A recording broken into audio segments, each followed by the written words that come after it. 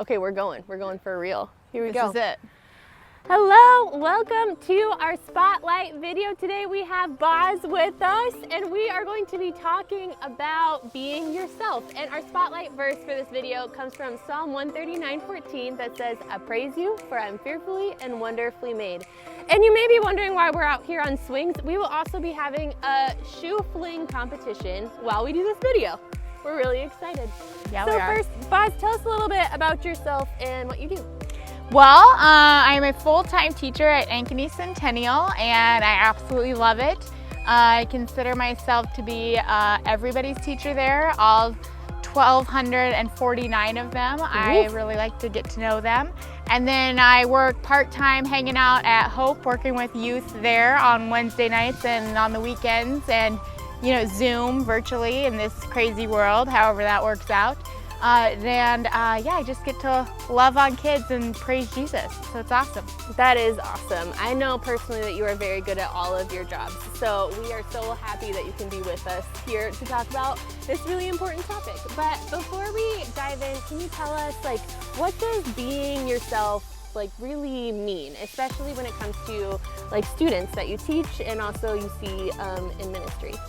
I think that being yourself means that you've got to be comfortable with who you are. And I think that that realization comes honestly with the more comfortable and better relationship that you have with God. I think that the easier it is to understand why He made you. He made you with a purpose. The Bible verse that you quoted was that I'm fearfully and wonderfully made, and I am just that. I am fearfully and wonderfully made, and I know that God has created me with a purpose in mind. And so keeping that in mind, whether it be with music or film or shoe flinging competitions, I've got something to offer the world, and this is my gift, and I'm gonna own it and rock it. Yes, I love that.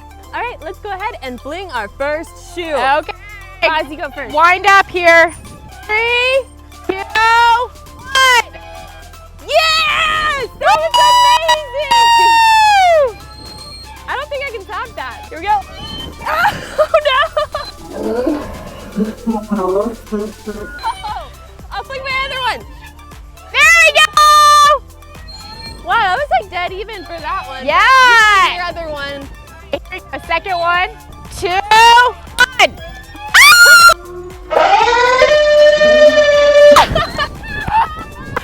so glad I didn't hit you. I think you are winning. Because that first one just fell off my foot. Because that second one, you at least got There's some air there. Yes. Yeah, so I think definitely you're ahead in this round for sure. So, second question with being yourself.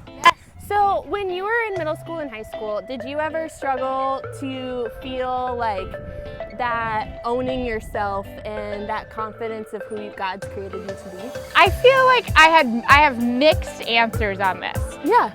In 7th grade, I specifically remember buying my entire wardrobe theme was the uglier the better. And so I don't think I remember having a problem with what people thought about with that. But then in 8th grade, I think it kind of changed. You're the oldest one. We were the oldest ones in the building because it was a 7-8 building. And so I think that mentality shifted there. People might be looking up, and so now maybe that wasn't as cool and as fun as I thought. And so 8th grade, I feel I was struggling to fit in more. But then, as I got into high school and stuff, I think that my core group of friends really helped define and figure out who I was. And I grew more in my faith. My youth group was stronger. I really got involved more with Bible reading, and I wasn't strict with devotions, I'm not gonna lie. I wasn't super great with that yet. Right. But I think that really finding out who you are helps to have a good core group, and that core group built me up. They didn't tear me down. They really encouraged me to do different things, from band to volleyball to theater to choir. And they encouraged me to do all of that and were very supportive, and I was very supportive of them. And I think that like having that group of friends that really builds you up and doesn't tear you down is key. Yeah. Yeah, I love how you said like it's really cool for you too that how when you started owning yourself more as you got into high school, like you really found the people who are like also attracted to that and like helped you build bonds, and that's too. That's so cool. So then as your like expertise as a educator and also as someone in ministry, what advice would you have for students who currently feel that way? Who are like 6th grade to 8th grade students who are maybe still struggling to see if they should fit in, trying to figure out who they are as people, and then even like high schoolers that might feel still like maybe they aren't as much of themselves or even ashamed of part of themselves, like, and don't quite own who God's made them to be yet. I think that that's a really big part of your faith journey is figuring out who God created you to be. And I think one of the coolest things that junior high and high school offers is the fact that you get to explore who you want to be. And so you can go out for musical, and so maybe you get like the role of townsperson, but you still get to like meet people through that. Or you go out for the soccer team, and so what, you don't start, you meet other people through that. I think that like really exploring and getting out there doing that is a great way to get to know yourself because you're getting to know other people. Yeah, and it like really has to do a lot with like even getting outside of your comfort zone, like and all those things that you're describing there, like trying new things and having the bravery to like talk to someone maybe you wouldn't have, or not being afraid of the failure of like, okay, so what if I try this play and I mess up a line, or I miss the soccer ball when I try to kick it really hard, or anything like that. Like it's a part I think of too, of like just giving yourself grace, like to have that journey to find yourself as and well. that's what I think that like God gives, like He gives us grace all the time, and so allowing us to give ourselves that grace, you know, like be forgiving of what we're doing because we're just finding out different ways. Like I fail still all the time at stuff, you know, I try it like shoe flopping. I mean, I had a pretty big fail right there. Terrible. Not my gift. It's not my gift. Yeah. I'm a one and done type of shoe flipper. Right. But it's still a lot of fun. Yeah, it is. Right? Yeah, it is. So with that, let's flip our second shoe. Okay. Yes. Oh no. Ah! Nicely Thank you. done. All right, your turn. Okay. Whenever you're ready. Oh! I still think you win, Corrie! No, I can't even tell. I can't tell from here. Oh, that was silent. Slice? Did you? Sure, I don't know anything about golf, I'll be honest. Win. Yeah! That went further than your first one. That was amazing. Fear of failure, like trying to figure out who you are and trying new things. What would you say to students that have maybe failed before and have experienced like a lot of the shame or embarrassment that comes with that? Because sometimes like students too, like your true friends do build you up, like you were saying earlier, but sometimes you can be made fun of, and that kind of hurts, and it can even like, you know, leave a little bit of a mark sometimes. So what would you say to the students like struggling with that? I would say like, and I think it's especially hard now because, you know, I'm 30 something, and social media definitely wasn't a thing growing up. And sometimes when like words were said, that's all they were just words, and they weren't out there permanently and publicly for the world to see. And so I think that like being made fun of and being put down now might have more of like a lasting effect, and like spreads more like wildfire. Like I think that's incredibly difficult and would be incredibly difficult. And I would say though with that like the best course of that is, you know, like what the Bible says is we turn our other cheek, right? And so we have to rise above that, and I think that that is easier said than done, but I think that that's where like your faith comes in. I think that that's where your small group comes in, you know, like your small group might not be your like filled with your best friends, but like they're going through life faith journey with you. And so like having those people in your corner to pray with and to talk with about these real world struggles is a huge deal. And I think that that's, you know, a big deal. And like your small group leader has been there. They've been made fun of. They've been like made ashamed. They've felt bad about themselves. And so talking to them, I think that like is a huge deal. And ultimately just like praying that it goes away too. I think there's power in prayer.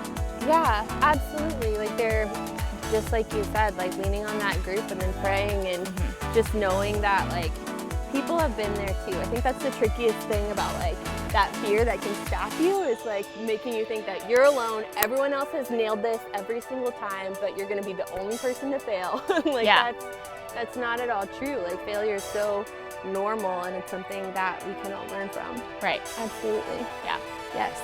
All right, should we do it again? Yeah. Another shoe fling.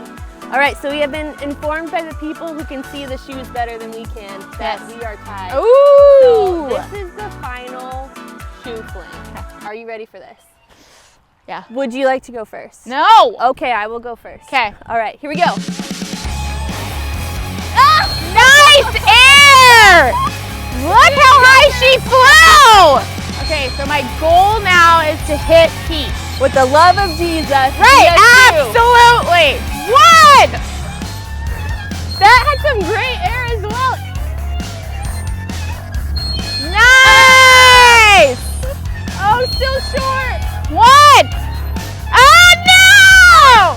That still had great air though. Ah.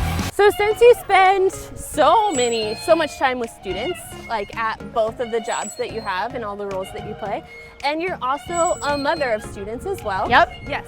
What do you see in students sometimes that they struggle to see in themselves? And how do you like encourage them in that? I think that the biggest thing that they fail to recognize is how great their uniqueness is. Like, you know, I've got this kid that was like just born to be different, right? And her sophomore year really struggled with it. You know, she just like couldn't own, she was trying to fit in, trying different ways, you know, like bought the name brand clothes, bought into the whole like material image, and you can tell she just didn't feel comfortable. And then like her junior year, she found like this group of friends that also were kind of on the fringe of things, so to speak. And then like her senior year, it honestly was one of my favorite moments.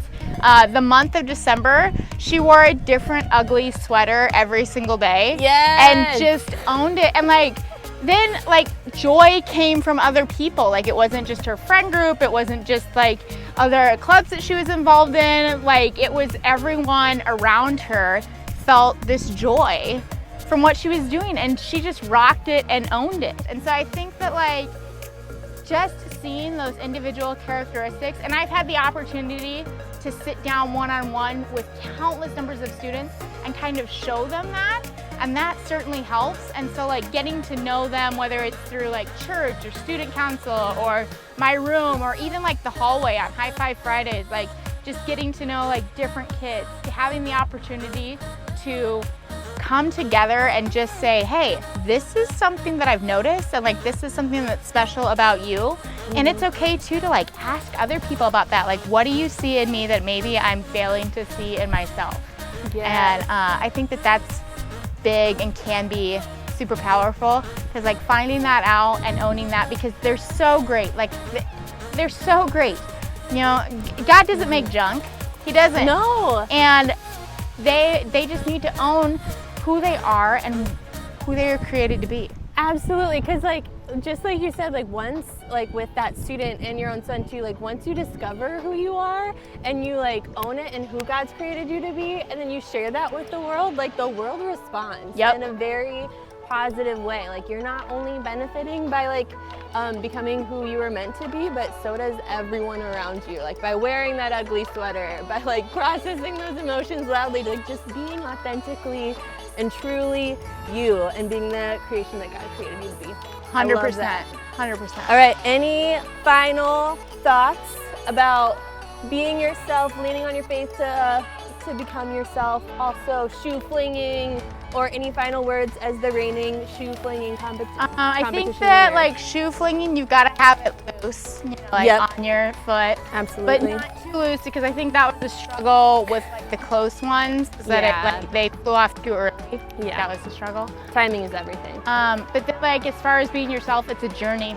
Like, you know, every time I have transitioned jobs, gotten a new job, you know, like you maybe struggle to find out, like, how do I fit here while still owning myself? I think that it's an ongoing journey and something that never ends. And so I'm in constant communication with our creator that make it just like checking myself that, you know, am I supposed to be still here at Hope, being a youth minister, like hanging out with these kiddos? Am I supposed to still be an educator? Is this the right path? Am I supposed to be doing this? You know, should I still be this loud, obnoxious voice in the hallway, or should I just stay in my room during passing periods? Like, you've just gotta Don't stay in your room. No, I love it when you're out and about and yelling things at everybody. It's the best. But you just check that and own it. And I know that, like, this is God's plan for me, and this was God's gift. Like, that I get to be this obnoxious, loud voice that's just bringing it. And I love it. Yeah. It's awesome. Well, I know from every time I've gotten to work with you, it's always just such a joy to be around you, because you are yourself, you are loud, you are, but in the best way possible. You're a complete joy to be around. Thank you for doing this shoe flinging competition with me. Yes, and for sharing all your wisdom with us. This is awesome. Yeah. Yes, Fun thank stuff. you. And thanks everyone for watching this Spotlight video. We'll see you next week.